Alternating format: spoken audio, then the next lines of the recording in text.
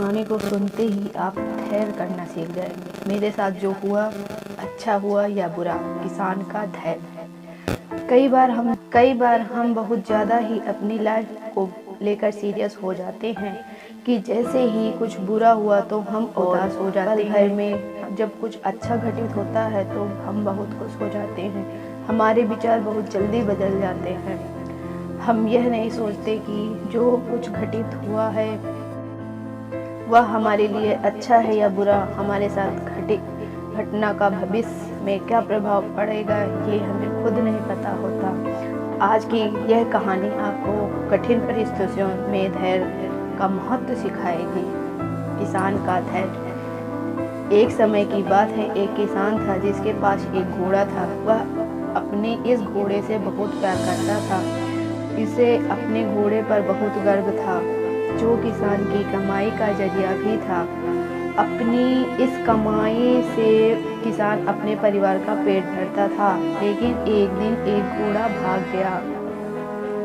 उसके भागने के बाद समाज के लोग और उसे किसान की पड़ोसी उसके पास आकर उससे कहने लगे, हे भगवान, तुम्हारा घोड़ा जिस पर तुम्हें बहुत घमंड था वह तो भाग गया। उसको सांत्वना देने लगे कि उसके पास बहुत बुरा हुआ। लेकिन किसान ने उसका जवाब बहुत ही सहजता से देते हुए कहा, हाँ, बहुत बुरा हुआ।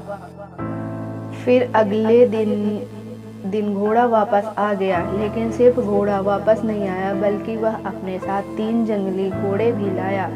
फिर उसके पड़ोसी उसके पास दौड़ते हुए आए और उससे किसान से कहने लगे, आपका घोड़ा आ गया और अपने साथ 3 घोड़े भी लाया है। यह तो बहुत अच्छी बात है, आपकी किस्मत तो बहुत अच्छी है। किसान बहुत खुश हुआ, उसकी तरफ देखा, फिर उसका जवाब दिया, बहुत ही साधारण रूप से दिया और कहा, हाँ शायद। कुछ दिनों बाद किसान का बेटा उसी जंगल घोड़े में से किसी एक को काम के लिए उपयोगी बनाने की कोशिश कर रहा था। लेकिन इसी कोशिश के दौरान घोड़े ने उसे जमीन पर पटक दिया और उसका पैर बुरी तरह टूट गया। उसके पड़ोसी उससे कहने लगे, उस पागल घोड़े को देखो, तुम्हारे बेटे के साथ क्या किया है, उसका पैर तोड़ दिया। यह तो बहुत बुरा हुआ। किसान दुखी हुआ और फिर से उसी तरह जवाब दिया और कहा, हाँ शायद मेरे बेटे के साथ गलत हुआ। अगले दिन सेना के कुछ जवान उस किसान के घर आते हैं, जो जंग छिड़ने के बाद नए जवानों की भर्ती कर रहे होते हैं। उसमें से एक जवान ने किसान के बेटे को देखा और बोला, उसका पैर तो टूटा हुआ है, हम इसे सेना में भर्ती नहीं कर सकते। जवान गांव के सभी लड़कों को लेकर अपने साथ चले गए। यह जानकर उसके पड़ोसी और बाकी गांव वाले उसके पास गए और बोलने लगे, तुम्हारे बेटे को जवान जंग के लिए नहीं ले गए, तुम्हारी किस्मत तो बहुत ही अच्छी है। इस आखिरी बार भी किसान ने फिर से बड़ी सहजता से कहा, हाँ शायद। कहानी की इस प्रेरक बातें।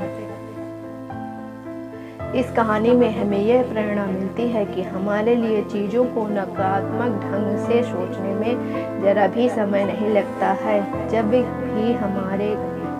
कुछ हमारे अनुकूल नहीं होता तो हम उसे बुरा ही समझते हैं। लेकिन सच बात तो यह है कि कोई नहीं जानता कि हमारे साथ जो घटा है वह बुरा है या अच्छा। इस कहानी में भी किसान के भावों में परिवर्तन परिस्थितियों के कारण होता है। बुरी परिस्थितियों में वह नकारात्मक हो जाता है और अच्छी परिस्थितियों में वह सकारात्मक हो जाता है। इस नकारात्मक और सकारात्मक परिस्थितियों के बीच समय में धैर्य रखना बहुत जरूरी होता है।